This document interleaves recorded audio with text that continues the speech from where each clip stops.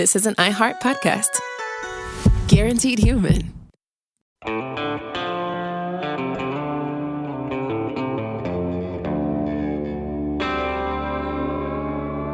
Body Bags with Joseph Scott Morgan.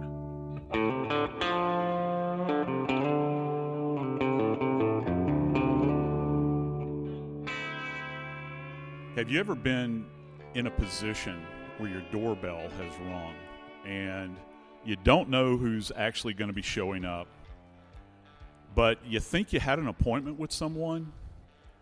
You walk to your door, and just imagine this just for a second. You walk to your door, and there is a diminutive little lady standing there, and she looks like a child, and she's dressed in a schoolgirl's outfit, and she's carrying a book bag with her. And you look at her, and you remember, oh, yeah, she is my tutorial appointment that I have, because she has arranged for me to come over, and I'm going to help her learn English. And you open the door up, and all of a sudden you realize that you've opened the door and Satan has walked through. I'm Joseph Scott Morgan, and this is Body Bags, live from Orlando CrimeCon 2023. Dave, thank you guys. We began to talk about a topic that has to do with forensics, and it kind of pivoted on this particular case because one of the things I was thinking about at the time, it seems, and some of this is media perception, I know, because I get so much stuff incoming. Dave does too, because Dave does a lot of research for Nancy. Matter of fact, a ton of research. So when you hear her on the air, a lot of the research behind the scenes is coming from this man, okay? So, but what we did notice is that there seemed to be an uptick in the number of dismemberment cases that were presenting in the news, and we're going to talk about some of those and kind of talk about the nature of dismemberment and how that impacts forensic scientists and what we look for at scenes, particularly from a medical legal perspective. But back to this young lady that showed up at the door, it was an absolutely gruesome event, and I can't imagine that anyone would have expected this. You know, the setup here with Jung Yoo-Jung, she's South Korean, and the way they actually talked about her is that she is an obsessed crime fan, all right? One of the articles online actually said she's the kind of girl that would go to CrimeCon. That's what caught our attention, is this is a crime fan, and her goal, she's 23 years old, but she's short. And if you see pictures of her, she looks young. She poses as her mother and calls this tutor and says, I have a 14-year-old daughter. She's going into 9th grade. She wants to learn English. And so she sets up a day and time then as her mother. Then, as herself, she goes online and orders a schoolgirl outfit. She shows up wearing this school uniform as a 9th grader, presents herself to the tutor as such, and is allowed in. I've seen pictures of her. She looks like she's about 14, Joe. She's very diminutive, tiny. You know, the last person in the world that you would expect to rain down hell on this poor woman that teaches people in her house. And I think that what really caught my eye with this, well, first off, she's a true crime fan. Yeah, obsessed crime fan. She's obsessed with it. Yeah. And that was fascinating to me. And I think that one of the issues with her is now dig this, she wanted to find out if she could get away with it, if she could commit a crime. And I'm not talking about just a homicide, but also a dismemberment relative to, when you begin to kind of look at the totality of it, all of the trace evidence, tool mark evidence, everything that we do in my little world where you can actually tie something back to this. And she wanted to see if she could get past all of that. She studied everything. She watched all the shows. She went online. I mean, her research was pretty phenomenal. The one thing she forgot, though, is that if you actually watch a lot of true crime stuff, the last 3 to 5 minutes are how they got caught, which is where the forensics come into everything. And in this particular case, she had planned everything to the beginning. Remember Leopold and Loeb? They actually wanted to do the perfect crime. Well, so did she. A little research would have showed her she's not the first to attempt this, and the reason we know that is because they all get caught. Yes. Yeah, now, they do. her particular thing, and this boggles my mind, is that she was going to she's a small lady. I mean, she's 23 years old, and she's small. Diminutive is a good term. She looks like a schoolgirl. How is she going to take care of the situation? How is she going to manage it, Joe? How is she going to take this tutor, kill her, dismember her, then cutting her up, and then dispose of the body? How is she going to create this perfect crime? You know, for a long time, not only was I in the field as an investigator, but the best classroom I was ever in was the morgue. And over the course of my career, I participated in over 7,000 autopsies. So, and it doesn't mean that I'm some brilliant genius. It just means I was too dumb to walk out of the autopsy room. So every time a case would be there, I would help and participate in it as a dean or an autopsy assistant. And so, but the difference is in that environment when we're doing dissections, or as forensic pathologists refer to them as prosections, we have the instruments that we need there, very sharp instruments. We've got everything from very sharp scalpels, we have scissors, we have big knives to do dissections with, and we have bone saws. Agitating bone saws. If you've never seen one, you probably hear them or see them on these television shows, and they make a real high-pitched sound like this, and it's an agitating saw. Just imagine if you've ever had a cast. That's what one of these saws is like. They're actually, you know, when you think about that you want a tissue, you say, give me a Kleenex. Well, in our world, if somebody says, I need to know where the striker is. Striker is actually a brand of saw, and it's something that I've been using for years and years. But you can use it for very robust and delicate work. Is it going to have teeth on it like a saw I would use at home? It does have tiny little teeth, exactly like a cast saw. But if you were to turn on an agitating saw, a bone saw, or in this case a striker, and place it to your skin, it's not going to hurt you to the point where it's going to break the skin. And that's the trick, because if someone is about to dismember an individual, you literally have to get through the soft tissue first. And what we're finding in a lot of these cases is they show up ill-prepared, and a lot of these events are events of convenience, where they'll show up or use something that's within their reach. We're going to talk about a case in just a moment, where the individual will reach out and grab something that's in the knife drawer or something that's out in the shed, and it's a tool that is not necessarily made for that purpose. All right, what did she use here? What did Jung Yoo-Jung use to dismember her tutor? Well, for her, she actually used knives that she brought along with her. I've cut a steak before. Yeah. Cheap one, tough to cut. I've got a feeling a body that was warm a few minutes ago is not going to be easy to cut with any knife. No, it's not. They're too. Most of the time, they're very malleable. The fresh dead are, and so she would have had to have been there for a while. Yeah. And then she would have had to get through the bone too. Yeah, she would have, and that's another difficulty too for somebody that's never been faced with a situation. And some of the things that people that commit dismemberments are become quickly aware of, if their purpose to do this, they don't expect how much blood there's going to be, and that's why in the morgue we have a stainless steel table that has a water source on it. Wait a minute. How much are we talking about? Just right here with the 23-year-old using knives. Yes. To cut up a body.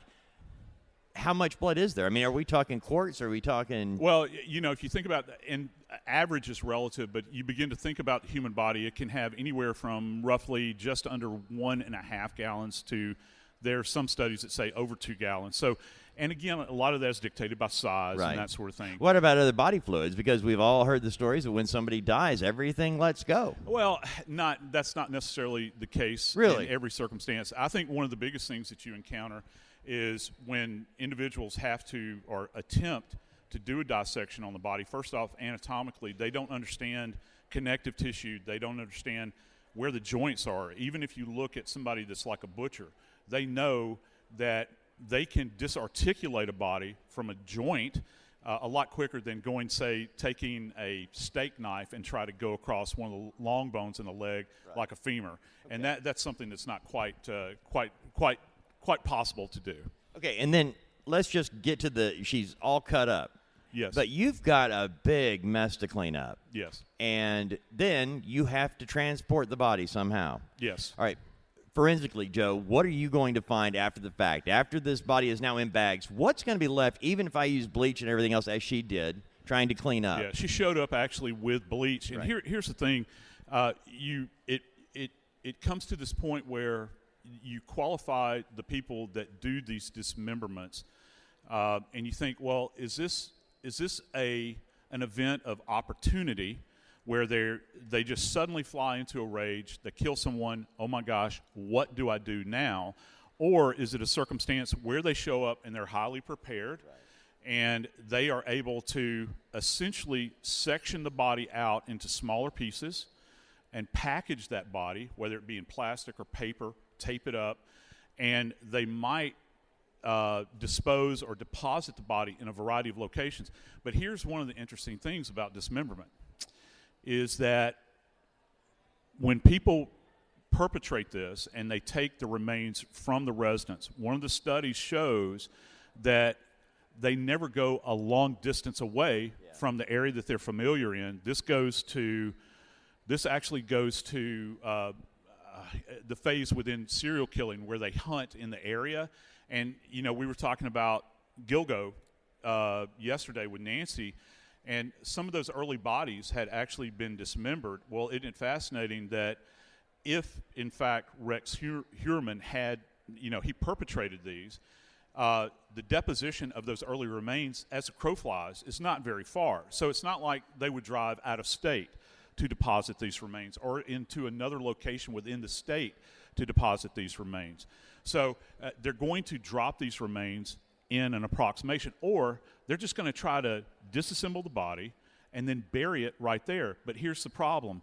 Every time you make some kind of strike or mark on even tissue or certainly bone, you leave a little trace of evidence, and this goes back to Lacard's principle that I talk about all the time.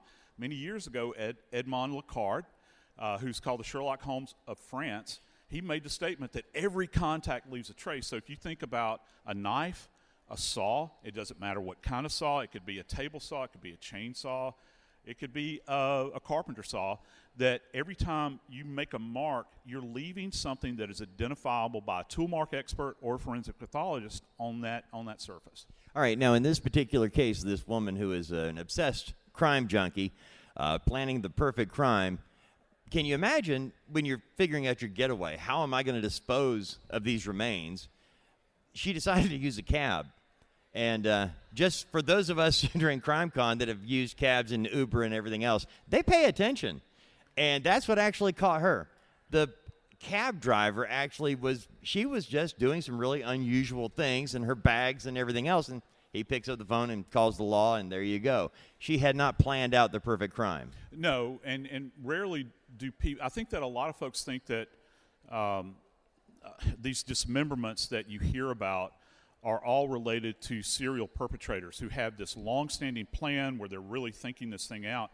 I beg to differ. In the lion's share of these cases, and certainly as a practitioner when I was with the ME in Atlanta and the coroner in New Orleans, the cases that I worked relative to dismemberment had nothing to do with a serial perpetrator. Most of the time, it was, now imagine this, it was an intimate within the circle. It was somebody that the perpetrator had a lot of anger toward.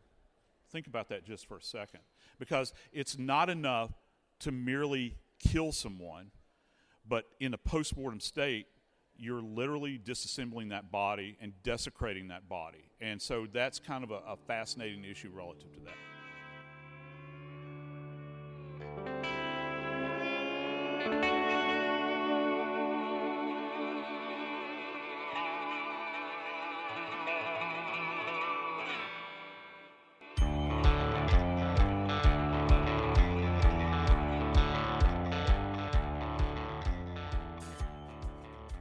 When I was very young and I just started out with a coroner in New Orleans, we had, in that environment, it's very, very harsh. You have bodies that break down very quickly, and we would get many remains that would come out of bodies of water. And so we had one in particular that had a bullet hole defect in the back of the head. Right here, if you feel the bump on the back of your skull right here, the occiput right in this area.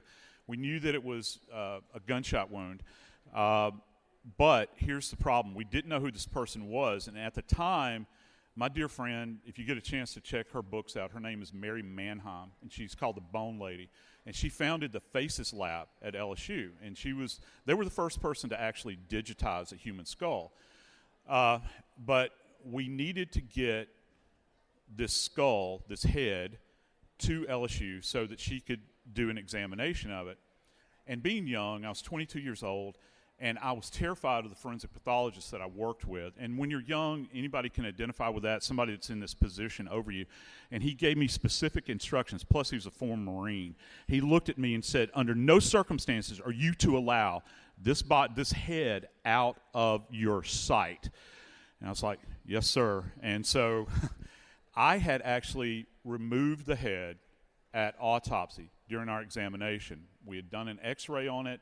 We disarticulated the head between the C1 and the C2. And those tissues are very soft because it's a decomposing body. And he said, grab a cooler, get some ice, put the head in a bag, and put the bag in the cooler, cover it in ice, get in your car, and get to LSU as quickly as you can. Well, I'd been around the body all day long, and you forget about the smell because you're in the environment. But then I get into my car, which has cloth seats, and I am listening. In the back of my mind, I have these words ringing in my ears, and I have this. It's a styrofoam white cooler. It's sitting on the front seat. And it's in New Orleans, so it's blistering hot. It was summertime, and I had the air on high, and I'd roll down the windows. And I used to have a little blue light that I would put on the dash, and you had to plug it into the cigarette lighter. I got on I-10, and I just put my foot in it. I was flying, and you come to this area that's called the Bon Carré Spillway. That's this area that goes over the far western side of Lake Pontchartrain. And what people don't know is that when you get to the end of the Bon Carré Spillway, there's a grassy area, and guess who sits there? State Patrol. And so I came off of this thing just blazing. That little light, which is about that big, was just kind of spinning very slowly like this. And I'm driving like this because it smells so bad in my car. Well, I get pulled over, and he comes running up to the car, and they normally don't run. And he's like, what in the blanky blank are you doing? Why are you going so fast with that blue light? Where are you going? Why are you, this and that? And I said, sir, can you just smell inside my car? And he stuck his head, and he's like, Jesus, what do you got in the box? And the guy's nose was just sticking up out of the ice, and I lifted up the lid like this, and he said, I'll give you an escort like that. And I closed it, and off we went to Baton Rouge. So the reason I thought that was kind of a salient point is the fact that in the morgue and in that environment, when we have to do dissections, we have all of the instruments that are needed within that environment. And with Schabusiness, this case, how many of you guys have heard the Schabusiness case? It's been in the news for some time, and it's a horrible case. It's something that, first off, that's not actually her name. She legally changed it. And the whole thing was kind of super bizarre. And when you begin to hear this played out and what this young man's mother went through as a result of what she discovered, it made me reflect when Dave and I were talking about this, about that moment on I-10 outside of New Orleans. I'm just thinking about the 911 call that comes in at 3:45 from a mother who says, hey, I found something in a bucket. And I don't know what they get. I don't know what 911 calls deal with. I mean, I've heard plenty of them. But this woman found her own son's head in a bucket covered with a towel. And there were other things in the bucket. Well, okay, there was at least one other thing and a lot of fluid in the bucket covered with a towel. And that's why she calls 911. Right. And that brings in the officers to come and take a look. And what they found was that Taylor Schabusiness, who's only 24 years old. Yeah. And married. Yeah. And married. Got to add that to it. this is one of those things when you're going, what were you thinking? You know, and you're going, I don't know how this plays out, but I will tell you this. When you add methamphetamine, sex, and somebody who has a real bent on looking at things, you end up with your head in a bucket. Yeah, and this is the thing. The victim and Schabusiness were engaged in very risky sex play, yes, bondage, torture, that sort of thing.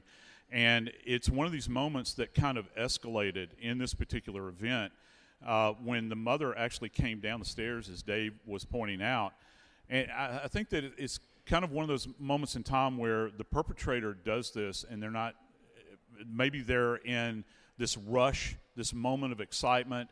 They grab what is at hand in order to facilitate this. They know that they're dealing with a lot of blood, which they had in this case. And she deposits his head in the bucket, and beneath his head were actually his genitalia that she had removed as well. And then she covered it and left this behind for the mother to find. And this is not a case where an individual had thought through in order to kill someone, dismember the body, and then begin to deposit it. It's almost like there is another level of anger and evil that's involved in this. And I think that even she had stated that she didn't necessarily hold any kind of anger toward him at all. He became kind of a plaything for her, I think, at that point in time. And she decided to act out wildly, in my opinion, this fantasy that involved literally dismembering part of his body and leaving it there for the mom to find. She took off other items from his body as well. The one thing that she told police as they were going through the investigation, she admitted that she remembered strangling him. Or no, she knows that she strangled him, but she actually told police, okay, I don't remember strangling him, but I remember liking it. Yeah. How can you like something you don't remember? Well, I think, again, not a psychologist, but I see the result of what happens relative to these events that are just infused with anger and what could drive an individual that might otherwise, in any other circumstance, not go to this extreme in order to begin to essentially take apart a body of a young man. And then on top of it, leave it within the residence that is the residence of his mom. He lived in the basement, and for the mother to find. And it's one of these shocking events that it's almost like a 1-2 punch. Not only are you having to, first off, realize that your son's head is in a bucket, and I can only imagine at that moment in time, how is she going to be able to process that? But the reality, her son is dead, and potentially this person that he's friends with has done this and has, I don't know, I would think, is she still in the house at this point? Right, and it's not even just stopping at the head. That's the other part of this, going back to dismemberment. I mean, you don't want to say, well, like, that's not bad enough. I mean, it is, but cutting off his private parts just adds to it. But that wasn't where she stopped. She actually told police, yeah, you found this part, but good luck finding the additional parts. Yeah, that was the big thing for me from a forensic standpoint. You begin to think about, because some of that initial information when you show up at the scene and you have either a suspect or somebody that might be a primary witness, they're giving you fresh information at that point in time. When the police actually arrested her, she was so bold as to say, good luck finding everything else relative to this young man's body that she had just sat there and actually toyed with and done away. And here's another thing that's kind of fascinating, and this plays into another level of this. She was charged, in addition to this, she was charged with sexual assault on a corpse in this particular case as well. So she had involved herself in penetrative sex with a corpse in addition to dismembering his remains. And see, the other part of this, too, that I was looking at, and that's why I made notes, Joe, because when we've covered this story, and a lot of you are familiar with it, but I was looking at the fact that they found, like, they're finding parts in other places, like in her minivan. Yeah. Finding a leg here and, a thigh over here or what. I mean, it's like a bucket of chicken almost, and it's like, we're human beings. We're supposed to be better than that. But for whatever reason, we have now come to this level in life where the body is nothing. Yeah, and I think that you have a callousness that rises up, and the fact that she would take something with her of this gentleman's mortal remains and have them in her vehicle, She had indicated that they were there, and that the police actually found them there. And it gives you an idea of the comfort that she had being around the remains. And that's How long would it take to do this, Joe? How long would it take to, I mean, chopping off the guy's head and his private parts, I get it.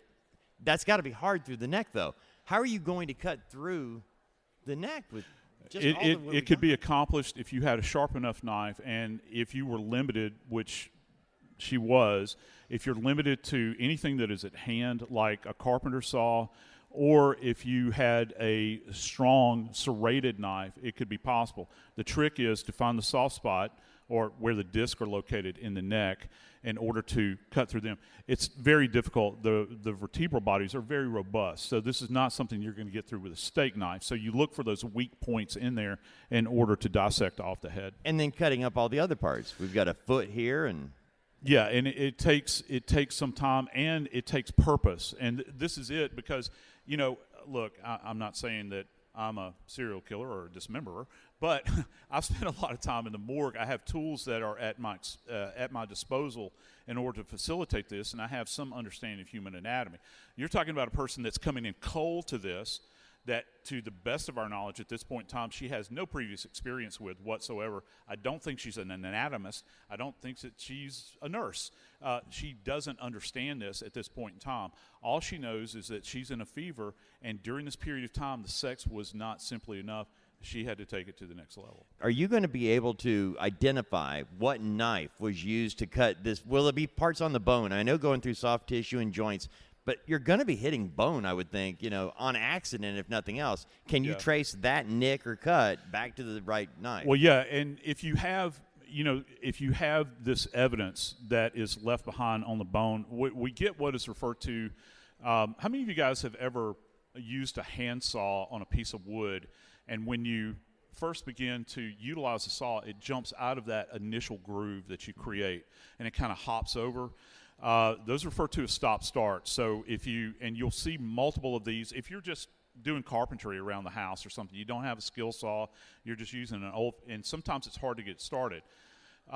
What's it like getting started on skin?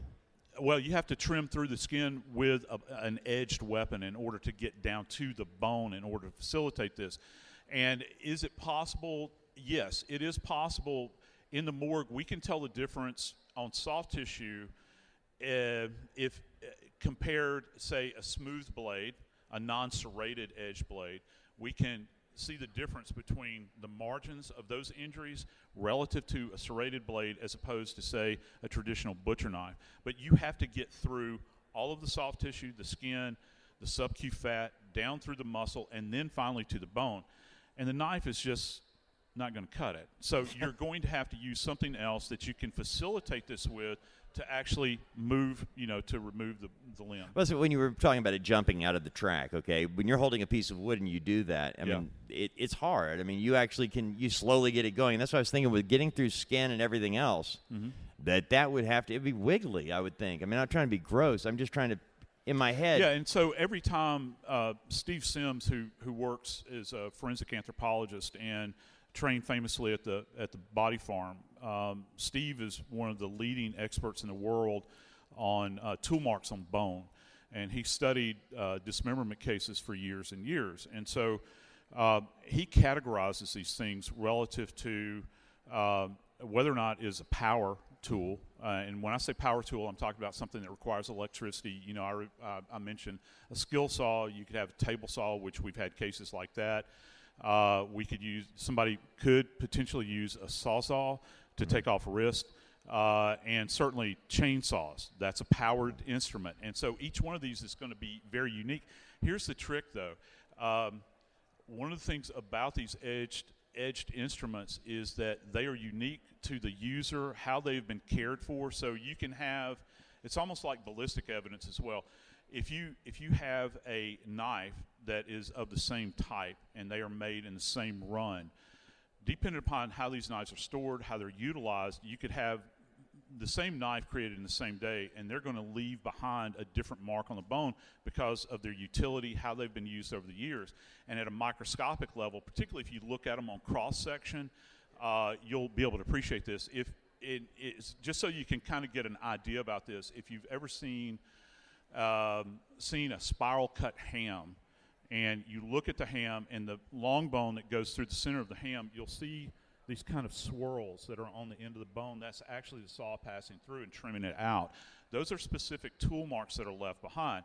So when you think, and here's the thing, many times people that do dismember, I've had several cases where people would get frustrated and could not make it through the bone, and they'll take the actual bone and crack it, and then slice through the rest of the soft tissue. So you'll have an area where you'll have a tool mark strike, an initial area there, and then it'll be this kind of post-traumatic, I say post-traumatic, it's post-mortem fracturing that goes on where the bone is snapped away, and then they cut the rest of it through and through.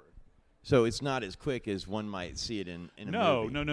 No. It's not even quick in the morgue when you're working in when that you have all the prepared stuff for the fluid and everything else. Completely prepared, and it's something that's very painstaking. And again, I go back to this idea: where does your mind have to be if you're not working in, say, like a morgue? And I hate to compare to this, but somebody that's comfortable in the slaughtering of animals. And right. you know, you hear all these tropes that are on these TV shows and everything. Well, I think we're looking for somebody that's been, you know, that's worked in a slaughterhouse, or it's a butcher, or it's a, you know, they kept saying all of that about Jack the Ripper for right. many years, you know, and talking about skill. But there's some truth in that, because you have to feel comfortable within that environment, within the volume of blood that you have to deal with, and the smells, and those things that you don't anticipate that you're going to encounter along the way.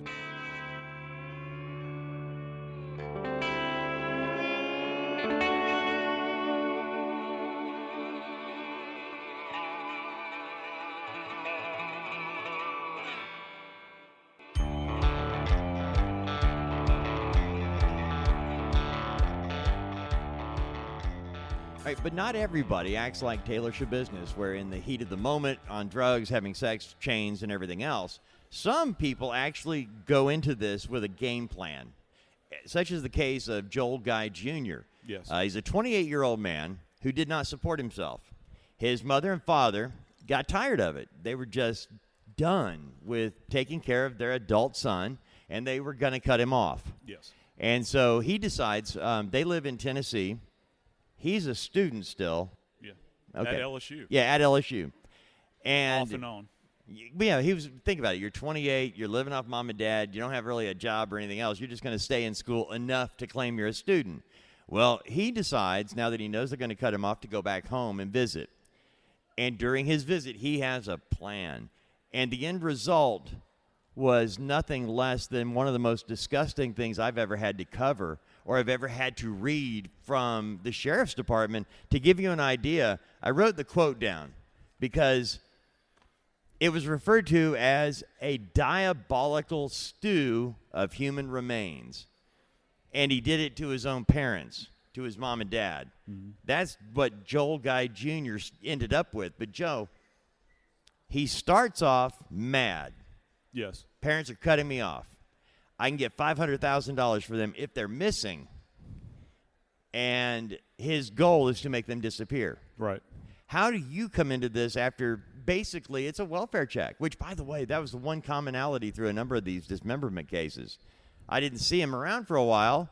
Better call the police. What happened to Joe? And that's what happened with his parents. Friends haven't seen him in a while. Yeah. Where are they? How they doing? Yeah, and when the police arrived, I think, well, several of the investigators remarked the fact that they, in all of their years, they had never encountered anything like this. And I think probably the most ghastly thing is when they go into the kitchen. To be clear, he stabbed them. He cut them up. Right. Yeah, I'm so sorry. He's already facilitating this with an edged weapon. And he stabs Dad multiple times, and he's actually written out a game plan for this. I was going to ask you, how do you know when it says they stabbed him 42 times or more? In this particular case, he was stabbing them when he killed them and he hurt himself. And Joel Guy Jr., during the course of this, had cut himself, and he actually had to leave to bandage it because he was bleeding too much. While he was gone, that's when the police came in to do the well-being check, and that's how they found all of this. If you can imagine, he didn't think he was going to get caught. He was in the middle of doing this witch's brew, and they came into it. So that's why they found the list. Yeah, and they did. And he had this planned out to the point where he included information like, okay, I have to get rid of him, then I have to get rid of her. These are the instruments that I need. And, oh, by the way, I stand to collect $500,000 in insurance money. And this is all included. And after the fact, you've got these police that are showing up and at this gruesome scene. And, again, this goes back to, okay, he's planned all of this out. He's going to do it within the containment of his house, which is something I think that is important to remember in this case, and certainly as they move forward with Gilgo, beginning to think about you need privacy. You need a location where you can, where you're away from prying eyes, if you will, within this environment. And so in that moment in time, he leaves his mother's head on the stove in a pot boiling, and he's going to render down her remains as best he can.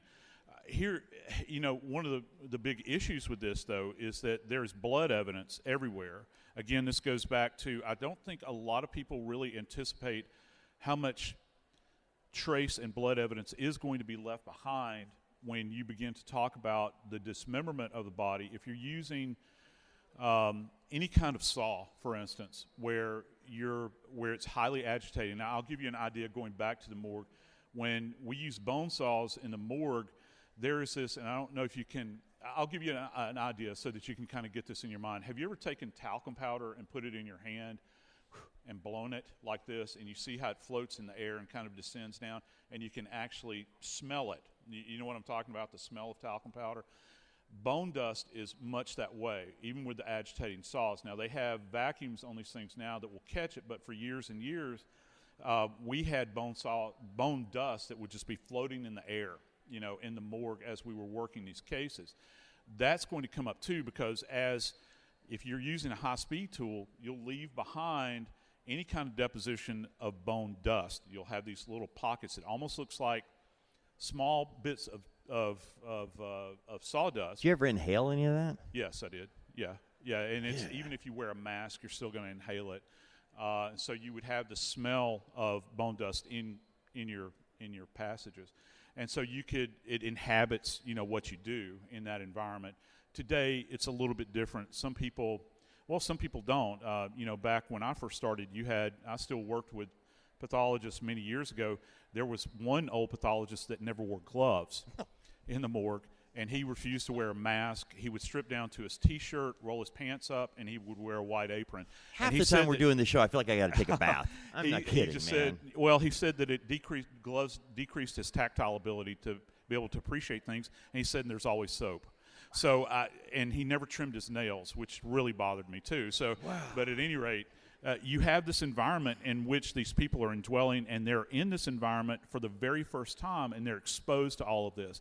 And it's almost like they have so much that they're having to deal with at this moment. And when we're talking about Joel Guy, you're not just talking about, I don't mean to be dismissive when I say that, but you're talking about your mom and dad. Mm-hmm. And so how do you get past that psychologically as you're taking apart their body? That comes back to this issue of anger. We see this with sharp force injuries. He stabbed his parents multiple times. One was over 30, one was over 40. So he's already got this indwelling anger. But if you're so pumped up on adrenaline while you're doing that, how are you going to continue this on through as you're attempting to take apart the body? And mistakes are made. And certainly in his case, he left blood everywhere. Well, because they interrupted him in process. Yeah. He had planned on having this time to himself to be able to go through his whole process that he had mapped out. But going back to the stab wounds, how important is it for you to know? I mean, I'm going to be honest, whether it's 22 or 42, the man's dead. From a forensic standpoint, how important is it to you to have the whole file completed, that you know how many times he was stabbed? Well, what's important, I think, with sequencing of stab wounds is, first off, and there's no, when you read autopsy reports, which you see a lot when cases are coming to trial, the medical examiner, the pathologist, when they're reading these things out, will say, okay, I've got 40 stab wounds, okay, and I'm going to list them A through Z or whatever it is. It's double Z sometimes. I mean, I've seen triple Z. You've got so many injuries. This in no way indicates sequencing. There is one sequence that we can be aware of, though, we can tell a difference between what is anti-mortem, before death, and what is post-mortem. And when you're talking about with anti-mortem, when an individual is being attacked, I'm thinking like, for instance, I don't know, Ellen Greenberg, you begin to think about that.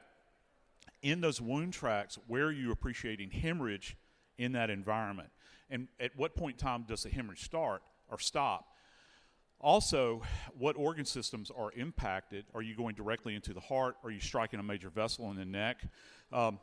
Any of these issues are in the back of the head. If you're striking back here with an edged weapon, is there a focal area of hemorrhage back there? Because if there is hemorrhage indwelling, that means that the person was alive at this time.